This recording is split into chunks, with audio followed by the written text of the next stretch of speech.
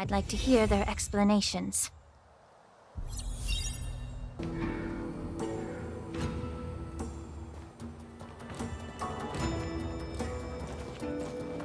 Welcome, Miss Lingsha. I am Preceptor Tauron. Greetings, my honored Preceptor. It's been a while since we last touched base. I've brought a friend with me today. I believe you're already familiar with each other. A friend who you may not, in fact, be happy to see at all.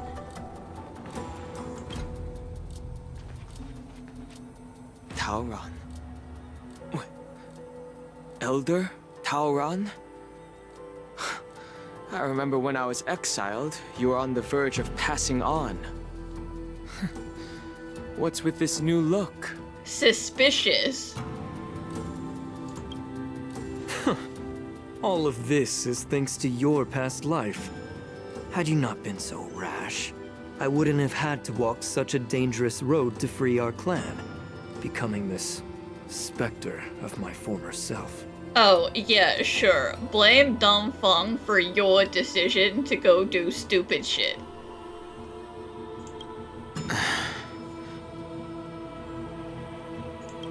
Dan Heng, you've returned twice, but it seems that meeting us fossils wasn't on your agenda. Regrettable indeed. Now here you are to meet me anyway. Life does love its ironies, doesn't it? Gotta say, rather than a horn, that looks an awful lot like a tree branch coming out of your face. Just saying. I didn't come here with Miss Lingsha today to reminisce. Indeed. When the Cauldron Master extends an invitation, it's only proper for the Preceptors to attend. As the newly appointed Cauldron Master, there's been much to take care of within the Alchemy Commission. It's only now that I've had the chance to speak with you. Please forgive the delay, Elder. I sent over some evidence regarding the prison break in the Shackling Prison. I trust you've already looked it over. Yes. You sent us the remains of Mara-struck soldiers, a map of the Shackling Prison, and a semblance reversion essence pill. These are the remains of assassins who used Cloud Hymn magic to conceal their tracks. They aided in the Borison's escape, allowing them unimpeded passage through the Shackling Prison. That marked-up map is a map of prisoners' escape routes. Vidyadhara craftsmen once made blueprints for the prison's construction, so I imagine, Mr. Tauron, you have a similar map in your possession. This pill Is semblance reversion essence. Indeed. I helped plot the prison break in the Shackling Prison. Damn, no pretense. He's like, yeah, I know. I gave it to them. I was there. So, the disciples of Sanctus Medicus joining forces with the Lord Ravager to stir up trouble in the Alchemy Commission, the introduction of the Stellaron, and the Ambrosial Arbor's resurrection all have something to do with the Vidyadhara. That's right. I mean, why are you just bold-faced admitting it? I'm mad to be one of you right now, is the energy we're bringing to the table here. You were sent here by the General to hear my confession, weren't you? If there's even a shred of empathy in you, you should understand the reasons behind everything I've done. Well, no, because it kind of just sounds like you wanted some more power. That's not something to be empathetic about. Ever since the sedition of Imbibidor Lune, the population of the Vidyadhara has dwindled. With the High Elder exiled, a few of us Preceptors had to do what we could to turn the tide. My methods might have been drastic, perhaps even incomprehensible. But it was all for one cause. The survival of the Vidyadhara. Yet, the Xianzhou natives zealously forbid any plague marks and did nothing while the Vidyadhara suffered. Dan Heng, Lingsha, as Vidyadhara, you should understand the desperation behind my actions. All I've tried to do is to ensure our survival. I'm well aware of the challenges the Vidyadhara face. Fighting for survival isn't a sin. But Elder, your actions have gone beyond mere survival. You've become a beast driven solely by the propagation, devoid of even a hint of empathy. Oh. Despite calling ourselves a noble draconic bloodline, at our core, we're merely bipedal beasts.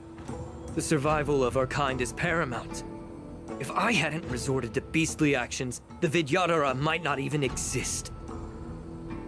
The sages show no mercy, as the old wisdom goes.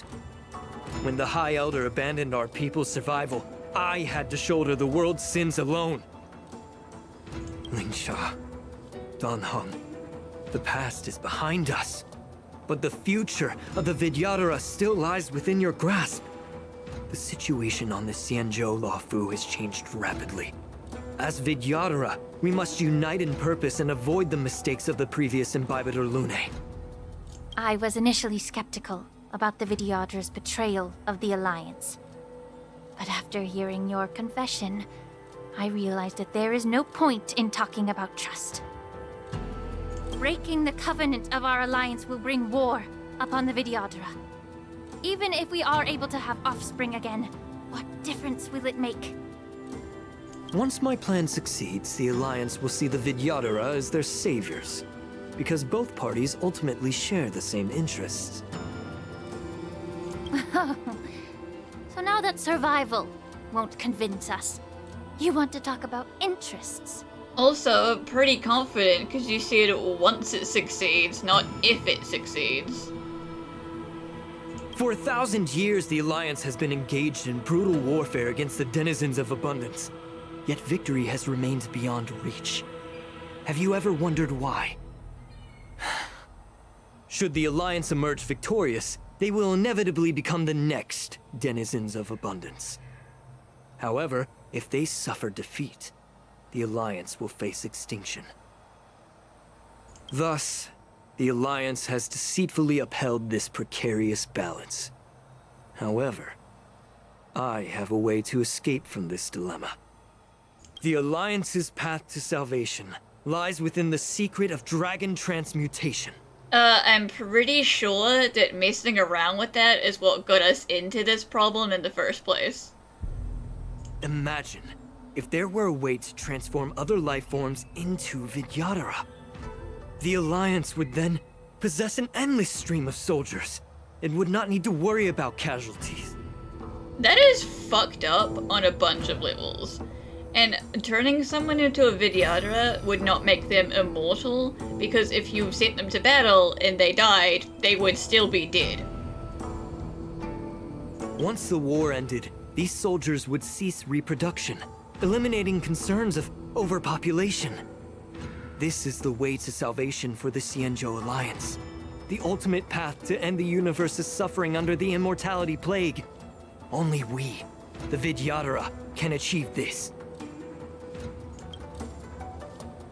So, you relied on this rhetoric to manipulate the ignorant members of the Vidyadhara into serving you. I am deeply disappointed in you, Elder. Your thoughts and intentions are completely devoid of empathy. Cloud Knights! Hold it. No! Miss Bailu! Not Bailu, you bitch! You took her hostage. Mr. Dan Heng and Sister Lingsha! Everyone's here? You think I don't know why you're really here? Jing Yuan sent you here to test me, didn't he? According to the oath between the Alliance and the Vidyadhara, it's forbidden to spill Vidyadhara blood on their own territory. Are you all ready to violate this oath in the presence of the Luofu's High Elder? Oh yeah? And what about Vidyadhara on Vidyadhara violence, huh? Dragon Lady, there's no need to panic. Elder, the Vidyadhara's sacred grounds and the High Elder are not to be used as pawns in exchange for your life.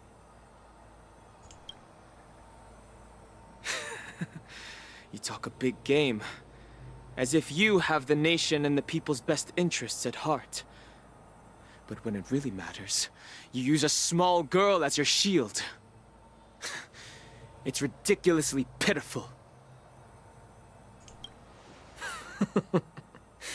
I've said it before. Survival is never a sin. We are all Vidyadhara, so you should understand my intentions. And as a Vidyadhara, I will leave for you a dignified solution. Leave the Scale Gorge waterscape immediately, and appeal to the top echelons of the Alliance. Let the 6 charioteers hold a trial, and sentence me to exuviation and rebirth. I don't trust that.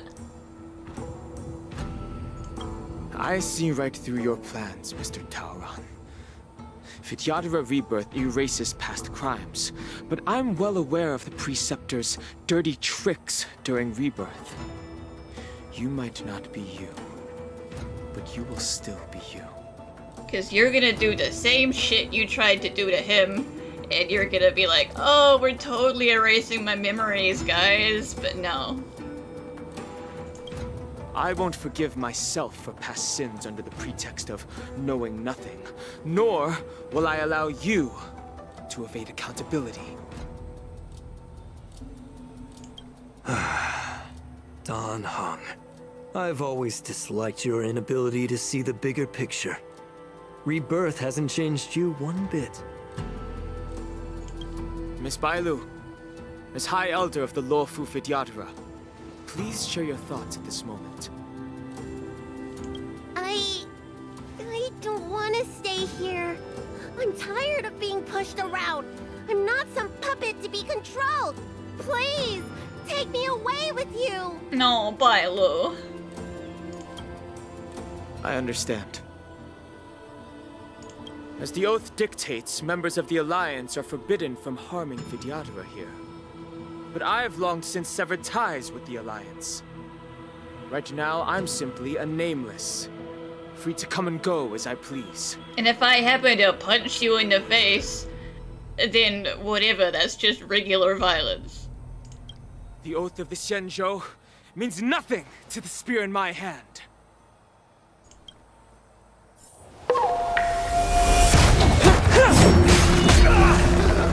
Damn. Get them! Do whatever it takes!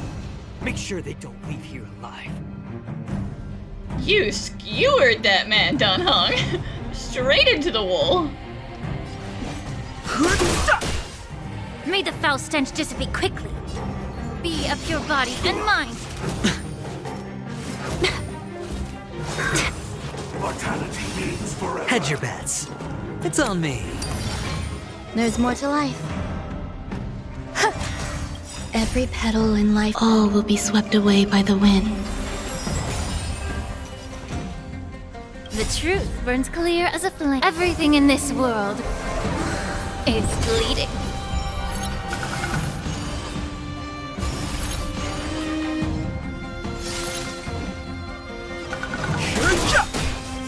The truth of life and death. The sanctuary is but a vision. Break! Allow me to purge the root of the problem. Time to cleanse the filth. All in. The dice have been cast. Bust. Or maybe I'll take it all. Immortality. Watch your head.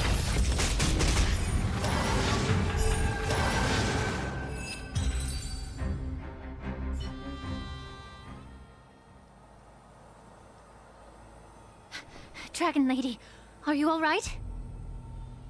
I'm fine. Thank you for rescuing me.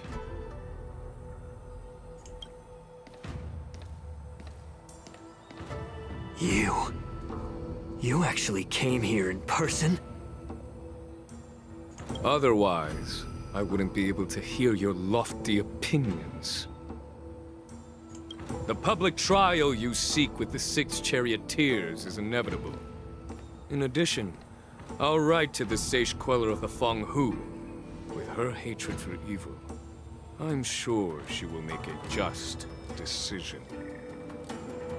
If it's her, She will earn the respect and assent of all the Vidyadhara on the Lafu.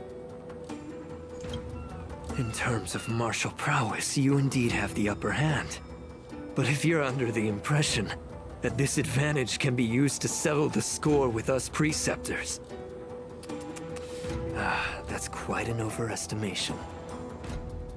Given the Vidyadhara's foundation within the Alliance, do you really think you can do anything to us? As I mentioned, I'll take all the blame and become the scapegoat. With the secrets I possess, the interrogation alone will take an eternity. And in the end, through various exchanges of interest, I am certain to survive. You understand this better than anyone, as it's the very art of trade-offs you love to wield. Lastly, a word of caution to you. I heard that Hule has escaped from prison and is headed directly for the Sky Splitter. The bloodshed at the war dance is bound to be gruesome. Perhaps, even before my trial, your impeachment will have you in dire straits first. Yeah, nice try, Tauron, but we've already dealt with that one.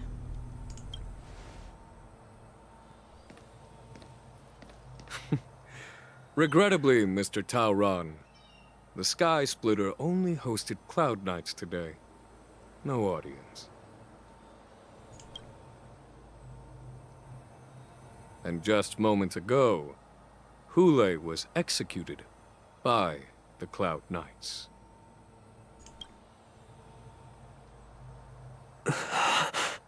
Oh, you feeling a little scared now?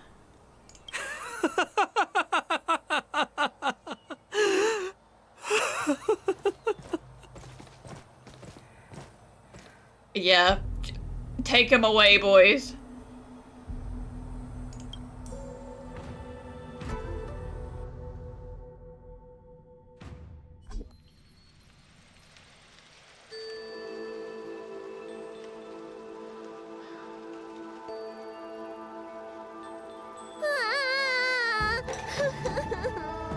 Miss March! Bye, Lou.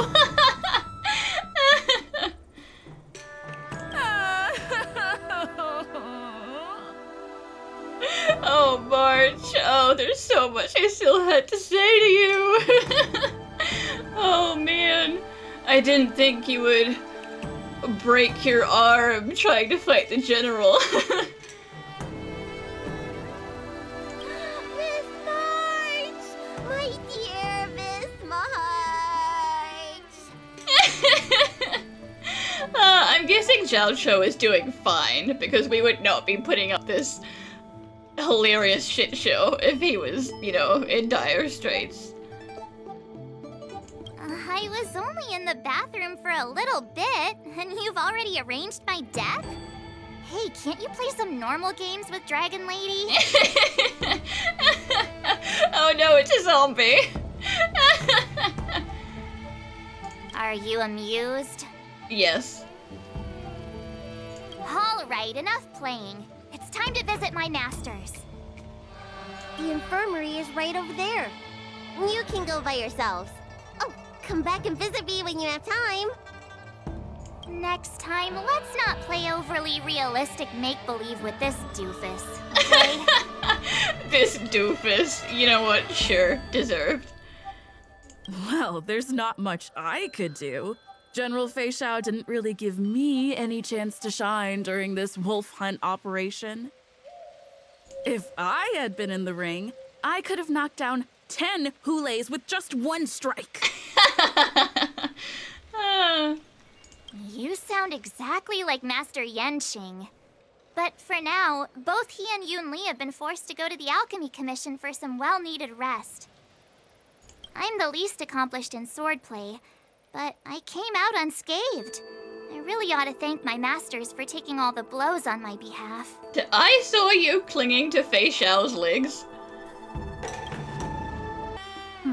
Look who's here. The beloved Trailblazer and the charming March 7th. Well, hello to you too, Lingsha. You came to the Alchemy Commission today. Oh, I get it. You are here with March to visit her masters, aren't you? Exactly. How are my masters doing at the moment? Unfortunately, only one master is here. I'm doing fine. Yanqing. He's dead? Oh boy. I'm just following the doctor's advice.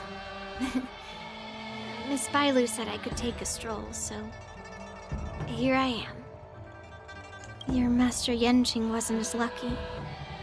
He's probably still in bed. Considering the intense battle with Hule, and then with General Fei Xiao, the rigorous sparring session with her, his small body couldn't take it anymore. Yudli, you are literally shorter than he is. You gotta stop calling him small. Master Yun Li, didn't you also engage in combat? The little babies from the Luofu just don't have the resilience that us kids from the Zhuming have. No, you just didn't get picked up by Hule and have all your bones squeezed. I heard from Modza about the tough battle against the wolf troopers. You fought alongside Modza. Did you get hurt? Nah, I'm good. I didn't really have the chance, you know. Fei Xiao just sent her arrow down and obliterated everything. I can guess why. General Fei Xiao is just too strong. Yun Li, go and lie down. Got it, Lingsha. What about that smiley fox healer and the guy with the hood? Thank goodness you and the others found Yaoqiu. He lost a lot of blood and needs to rest properly. He and Maoza are seriously wounded. I've had to forcibly confine them to the Alchemy Commission. Damn, had to lock them in their room. All three from the Yaoqing are critically injured. But fortunately, the Xianzhou Laofu has a miraculous healer lady. It's a silver lining in this misfortune. It looks like the entire delegation from the Xianzhou Yaoqing is gathered at the Alchemy Commission. Why don't we go see General Fei Xiao and bring her some fruit? I would normally say no, because they need to rest. But alas, what can you do when the two of them have a leader who is just as restless? General Fei Xiao just slipped out of the recovery room. She thinks she's so sneaky, but I know everything that happens in the Alchemy Commission. If you're looking to meet her, the luminescent depths might be your best bet. I spotted her heading that way earlier.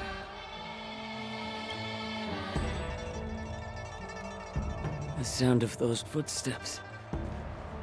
They must belong to General Fei Xiao. Out and about, despite the doctor's orders. Xiaoqiu, buddy, you are pot calling the kettle black. Like, all three of you have snuck out, okay? All three of you should be in bed right now. What a coincidence. Someone else who refuses to listen to the doctor's orders.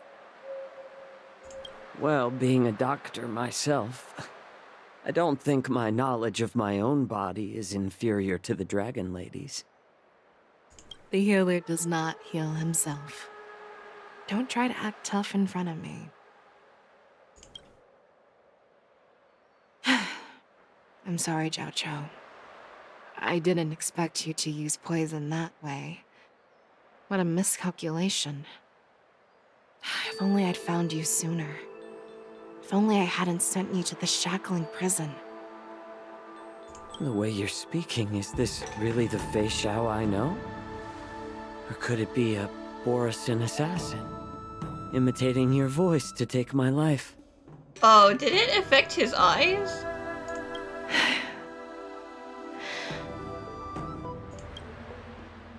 Xiaoqiu, your eyes.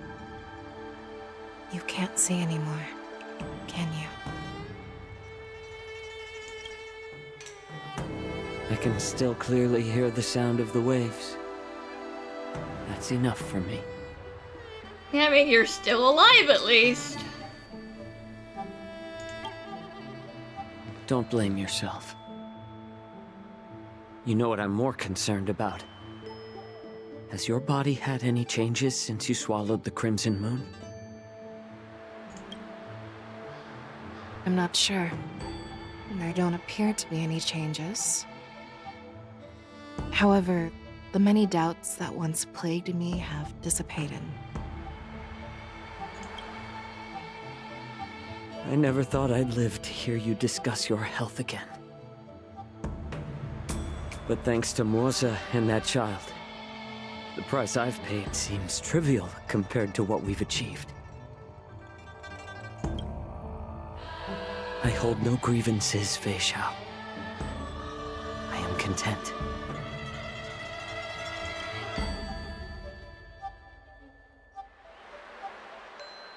I don't know how to offer words of comfort, nor do I know much about curing others' ailments. I am just a warrior, so my pledge to you is simple. An eye for an eye. Okay, Monza. Fair enough. So you were here too. You gotta be less assassin silent now so he knows who you are. In this vast universe, there's bound to be someone who can heal your eyes. I'll find them. But until then... The threat behind all this chaos needs to be dealt with. You must already have some ideas. Let them out. The resurgence of the Sanctus Medicus and the gathering of the Borisin are merely distractions orchestrated by an unseen force meant to divide the Alliance's attention. Unfortunately, they picked the wrong fight this time. Once we return to the Yaoqing, I'll personally lead the Verdant Knights into battle. I vow to take down a Lord Ravager and teach the Ruined Legion the true meaning of hunt.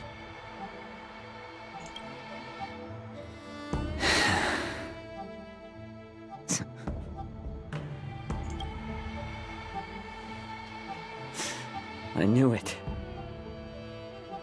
You've always been so impatient.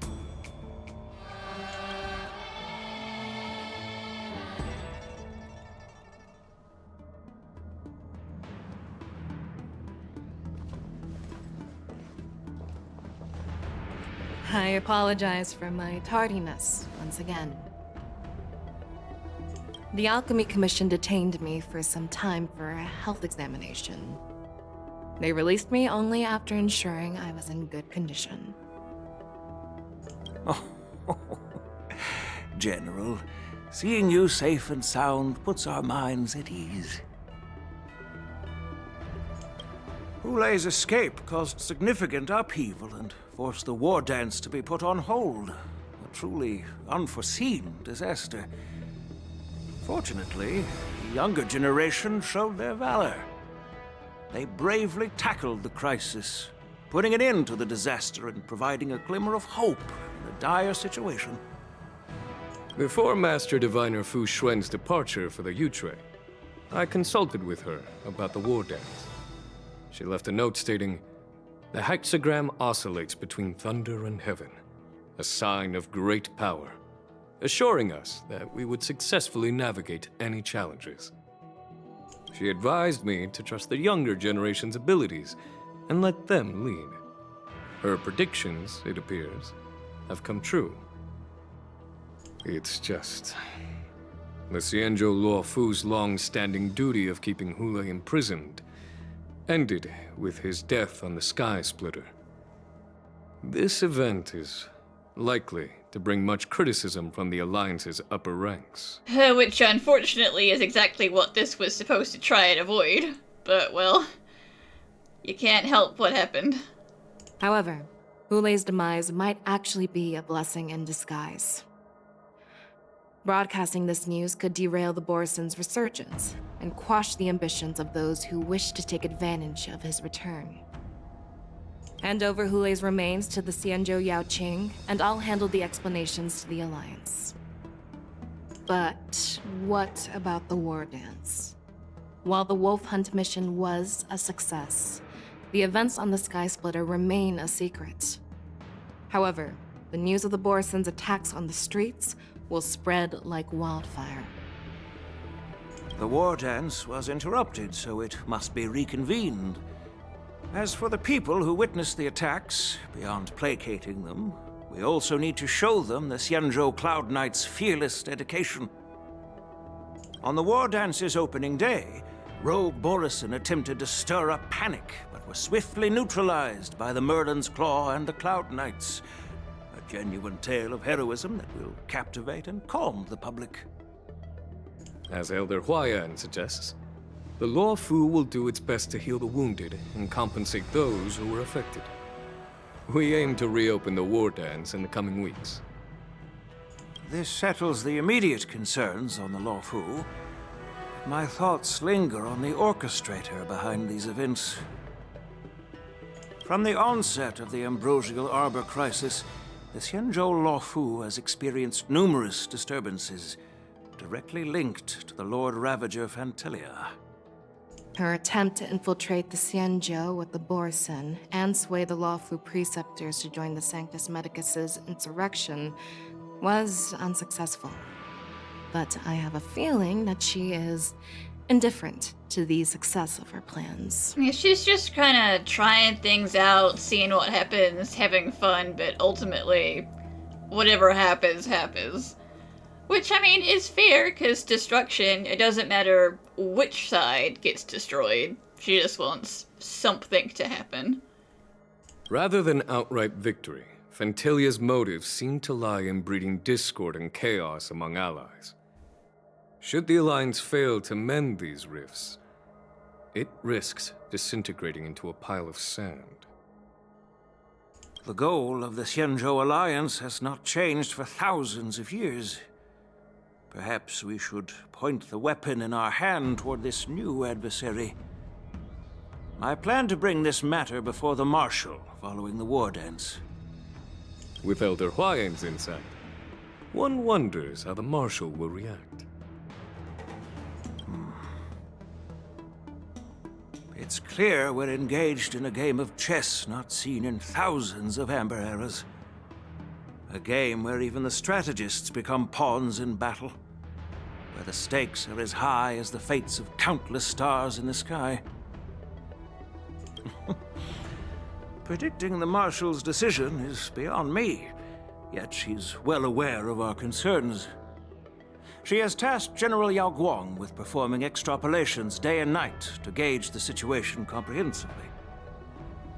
We gathered today not just to tackle the Law Fu's predicaments, but also to address a matter requiring our collective presence. Yao Guang has sent a message from the Xianzhou Yuchui, informing us that she wishes to share the results of recent calculations she made within the Matrix. Jing Yuin, I'd like to borrow the seat of Divine Foresight's chessboard for this purpose. Sure, go right ahead.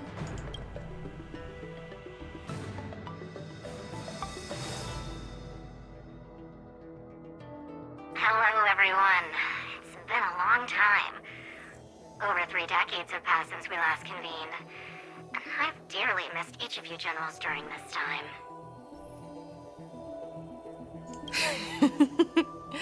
Was the Seer strategist thinking of us, or thinking of the fates we're destined for? The Merlin's Claw. As blunt as always. Though, not everyone's cup of tea, huh? You once told Jing Yuan, "You're lucky that I'm the one who came this time. If it were the Seer strategist, this conversation might not be so friendly." I'm intrigued. Did the conversation really come to pass? I've never heard anyone mention that the Decalite reflection barrier could eavesdrop on even the quietest whispers. It appears that the Marshal sent not just 2 generals to the Law Fu, but an uninvited 3rd guest as well. People have been saying that Mr. Jing Yuan's intellect shines as brightly as the seer strategist's. With the Lao Fu caught in such strife, the Yuchui couldn't just stand by and watch. Seer strategist, our time with the Yellow Bell is limited. Let's get straight to the point. Alright. Thanks to Mr. Jing Yuan, the interrogation of the two prisoners on the Yuchui has concluded. Good, good. And what did you find? Mr. Jing Yuan's speculations were correct. Of the crimes they confessed to, planting a Stellaron on the Lao Fu was a complete fabrication meant to mislead. Their real aim was to secure a meeting with the Marshal to present their Godslayer protocol, a strategy they firmly believe in. And what was this grand strategy proposed by Jing Liu and that traveler? The narrative they painted was vast and difficult to put into words. It all revolves around the coffin of the blonde traveler. To be precise, it's the remnants of the propagation. We do not need that in this house, Locha. The remains of the swarm author? More accurately, it's a fragment of the divine body. In the future they depicted, this fragment serves as the final nail, sealing the fate of the plague's author and securing its doom. Before reaching that point, battling the gods necessitates a larger alliance. Hence, they sought out an ally for the Xianzhou. I assume you've all heard of the famed Genius Society member number 81, Ron Mei, haven't you? The Eye of the Yuchui has just seen this uninvited guest arrive on the Xianzhou Lafu. I mean, it makes sense. She has been messing around with the propagation herself. Oh, Ron Mei. 3, 2, 1. Right on time. Now, as for the best way to receive our distinguished guest, I'll leave that in your capable hands. Do you remember your name?